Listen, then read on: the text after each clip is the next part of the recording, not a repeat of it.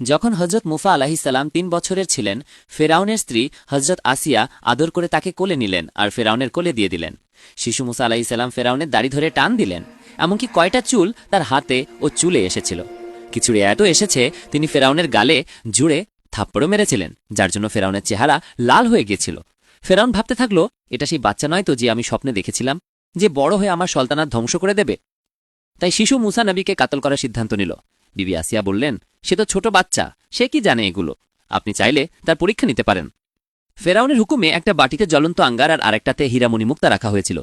যখন মুসা আলাহিসাল্লাম হাত মণিমুক্তার দিকে বাড়াচ্ছিল, তখনই হজরত জিব্রাইল আলাহিসাল্লাম এসে ওনার হাত জ্বলন্ত কয়লার দিকে দিয়ে দিলেন।